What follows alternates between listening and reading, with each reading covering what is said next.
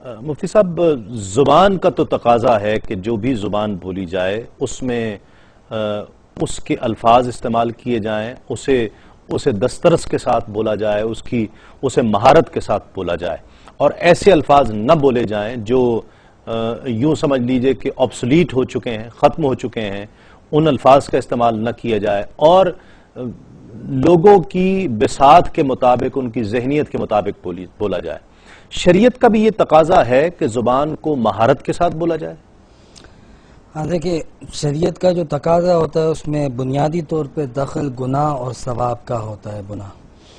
اس اعتبار سے جتنے بھی فحش چیزیں ہیں، فضول چیزیں، اس کی ممانعت ہے۔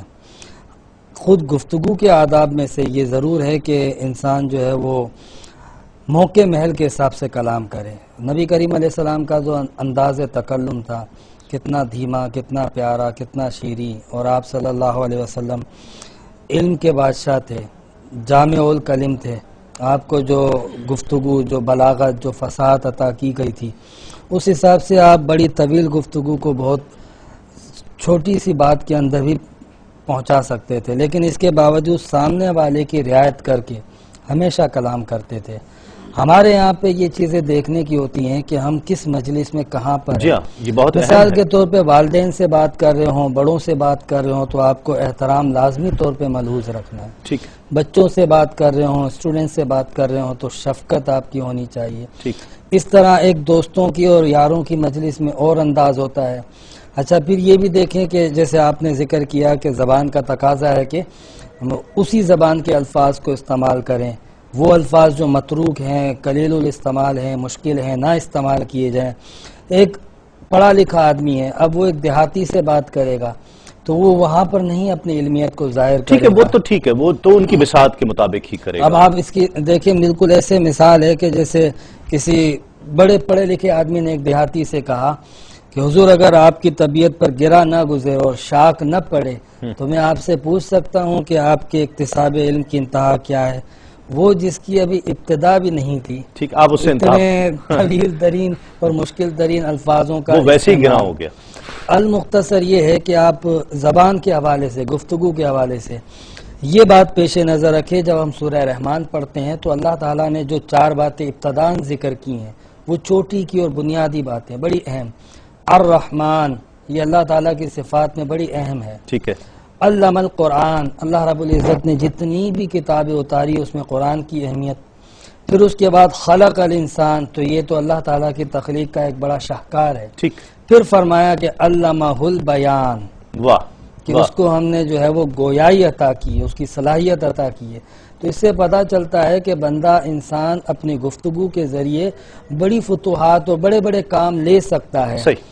اس کی بڑی اہم مثال آپ دیکھیے کہ حضرت سہل بن عمر رضی اللہ تعالیٰ عنہ، یہ وہ صحابی رسول ہیں جو قبل از اسلام کفار کی مجلسوں میں وعظ اور تقریر کر کے ابھارتے تھے مسلمانوں کے خلاف، لیکن جب اسلام لے آئے تو یہی سہیل بن عمر رضی اللہ تعالیٰ عنہ، جب مسلمہ بن کذاب نے نبوت کا جھوٹا دعویٰ کیا تھا حضرت ابوبکر صدیق کے دور میں، تو انہوں نے بڑی شاندار تقریر کی جس سے مسلمانوں کی غیرت اور دیگر چیزوں میں ابھار پیدا ہوا۔ وہ ویسے بھی تھا۔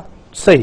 ذو معنی لفظ کے لیے کیا کہیں گے؟ ایک تو یہ، پھر دوسرا، ایک ہی لفظ کے کسی جگہ پر کئی کچھ معنی ہیں، دوسری جگہ پر کئی معنی، یعنی اگر بات کہی جائے کہ میں کہوں کہ حضرت آپ نے جو فرمایا، اب لکھنؤ میں اگر کسی سے کہا جائے تو کہیں گے جی فلاں آدمی بڑے حضرت ہیں، اب وہ حضرت کا معنی ہی تبدیل ہو گیا۔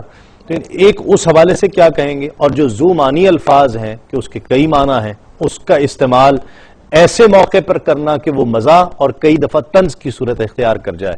ایک کالر شامل کرتے ہیں پہلے۔ السلام علیکم۔ السلام علیکم۔ وعلیکم السلام۔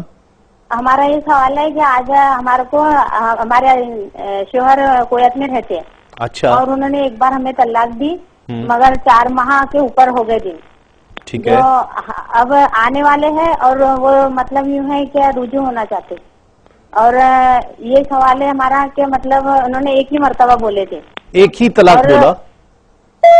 ٹھیک ہے، آپ کو بتاتے ہیں میری بہن جی۔ جی ہاں، اس پہ جواب تو یہ ہے کہ یہ چونکہ 4 ماہ گزر گئے تو طلاق، یہ نکاح سے باہر ہو گئی، اگر طلاق بائنہ تھی تو فوراً، لیکن اگر طلاق رجعی بھی تھی تو 4 ماہ کے بعد ہی نکاح سے باہر ہیں. اب شوہر آئیں تو ان سے جدید نکاح کریں گے نئے مہر کے ساتھ، ٹھیک، اور اس کے بعد وہ 2 طلاقوں کے مالک رہیں گے. ٹھیک ہے. جو میں سوال کر رہا تھا، جہاں دیکھیں ذو معنی کلام جو ہے یہ تو قرآن میں بھی موجود ہے، حدیث میں بھی موجود ہے، اور برمحل اس کا استعمال یہ بھی بلاغت کے زمرے میں آتا ہے. ٹھیک ہے. بشرطے کہ وہی بات ہے کہ یہ تنزیہ نہ ہو، تعان کے طور پر نہ ہو، اس کا کوئی فاسد استعمال نہ ہو. بعض اوقات ایسا بھی ہوتا ہے کہ ہم ایک مجلس میں بیٹھے ہیں، آپ اور میں ذہنی طور پہ ہم آہنگ ہیں، ہم نہیں چاہتے کہ ہماری بات تیسرا چوتھا سنیں، تو ہم ایسا لفظ استعمال کر لیتے ہیں جس سے آپ اور میں کوڈ ورڈ بھی کہتے ہیں اس کو، کہ ہم لوگ اشارہ کنایہ میں سمجھ جائیں گے، دوسرا نہیں سمجھ پائے گا. میں تو آپ کی بات تو اشاروں میں سمجھ لیتا ہوں. ہاں، تو یہ تو اس کو تو حکمت پر پھر محمول کرتے ہیں، سمجھداری ہے، حکمت ہے، ذہانت ہے، کہ نہیں ہم چاہتے کہ تیسرے تک یہ بات پہنچے. تو خلاصہ کلام یہ ہے کہ اس کا اگر فاسد اور غلط استعمال ہوگا تو معیوب اور معتوب ہو سکتا ہے، اور صحیح استعمال اگر کیا جائے اور اچھے قصد و ارادے سے کیا جائے تو بعض اوقات تو باعث ثواب بھی ہو جائے گا. دونوں احباب سے میں ایک چیز پوچھنا چاہتا ہوں کہ اچھی زبان بولنا، اچھی گفتگو، وہ کوئی بھی زبان ہو، انگلش ہو تو انگلش بہت اچھی بولے، اگر اردو بول رہا ہے تو اردو بہت اچھی بولے، پنجابی بول رہا ہے تو پنجابی کوئی بھی زبان بول رہا ہو، عربی بولتا ہے تو وہ بہت اچھی بولے. ایک تو یہ زبان کا تقاضا ہے، اس کو ڈیولپ کرنے کے لیے کیا کیا جا سکتا ہے؟ ایک تو زبان کے تقاضے، دوسرا شریعت کے تقاضے، کہ شریعت کے حوالے سے بھی کوئی غیر شرعی بات نہ جائے.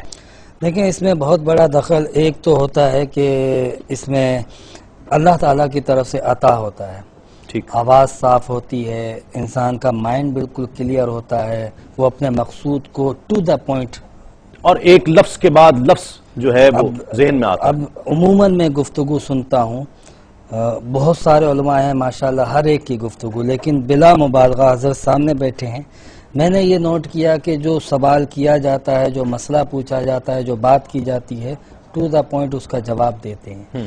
تو گفتگو میں جو چیز پیش نظر رکھنی چاہیے، ایک تو یہ کہ جو سوال کیا جائے اس کے مطابق جواب ہو، ایسا نہ ہو کہ آدمی گھماتا رہے اور جواب نہ آئے. ٹھیک، اور ایسے لوگوں کی گفتگو کو سننا جو آپ سوال کر رہے تھے، ان کی گفتگو کو سننے سے یہ صلاحیت پیدا ہوتی ہے اگر خود پیدا کرنا چاہیں. ٹھیک ہے. جی، جیسے مفتی صاحب نے کچھ باتیں تو بیان کر ہی دی ہے. سب سے پہلے تو ممنوعہ گفتگو سے بچنے کے لیے قیودات شرعیہ کا معلوم ہونا ضروری ہے. شریعت کن کن باتوں کے کرنے سے منع فرماتی ہے، اور یہ موقوف ہوگا علم شریعت سیکھنے پر، یا پروگرام وغیرہ دیکھیں ان سے معلومات حاصل ہو جاتی ہیں. دوسرا یہ کہ جس معاشرے میں آپ رہتے ہیں، جس برادری میں رہتے ہیں، جس خاندان میں رہتے ہیں، کچھ اس کے بھی اپنے تقاضے ہوتے ہیں، وہ آداب تو بچہ خود بخود گھر میں سیکھ لیتا ہے، اس کو ذرا ملحوظ رکھا جائے. پھر تیسرا یہ کہ جیسے فرمایا کہ کسی کی اچھی گفتگو سننے کے بعد اس سے انسان بہت کچھ سیکھ لیتا ہے. بہت سے لوگ ایسے تھے، ہم نے دیکھا، خود اپنے اطراف میں دیکھا ہے، کہ جن کو گفتگو کرنے کا سلیقہ بھی نہیں آتا تھا، لیکن ٹی وی پروگرامز دیکھ دیکھ کے انہوں نے اپنی گفتگو کو بہتر کر لیا، اور اب اتنا خوبصورت لہجہ ہے، اور وہ الفاظ جو سنتے ہیں وہ بولنے بالکل لگ گئے. الفاظ، تو یہ بہت ضروری ہے. اور اسی طریقے سے اگر ڈکشنری کوئی اپنے پاس اردو ادب کی رکھی جائے، یہ بھی بہت ضروری ہے، کہ بعض اوقات الفاظ کا غلط تلفظ بڑی بڑی شخصیات سے ہوتا ہے، اور اس کو سن کے بڑا عجیب سا محسوس ہوتا ہے کہ ایک بول کیا رہے ہیں یہ. تو اس لیے بہت ضروری ہے کہ اس طرح اپنی گفتگو کو امپروو انسان کرے، تو انشاءاللہ وقار شخصیت بھی اس سے بہتر ہوتا چلا جاتا ہے، اور انسان مجلس میں ایک نمایاں پوزیشن بھی حاصل کر سکتا ہے. کیا کہتے ہیں مفتی صاحب، کس طرح کنکلوڈ کریں گے آخری جملے؟ ہاں، بس یہ کہ اللہ تبارک و تعالی ہمیں توفیق عطا فرمائے. میں یہی کہوں گا کہ حضور نبی کریم علیہ السلام نے جو گفتگو اور زبان کے حوالے سے ہدایات فرمائی ہیں، یہاں تک آپ نے فرمایا کہ جو شخص مجھے 2 چیزوں کی ضمانت دے دے، زبان کی اور شرمگاہ کی، میں اس کو جنت کی ضمانت دیتا ہوں. تو اس سے انسان کو اندازہ ہو جانا چاہیے کہ ہمیں اپنی گفتگو، اپنی زبان کو کس طرح استعمال کرنا چاہیے. حضرت ابوبکر صدیق کا عمل ہمارے سامنے ہے کہ وہ اپنی زبان کو پکڑ لیا کرتے تھے اور کہتے تھے کہ آفتیں اس سے آتی ہیں.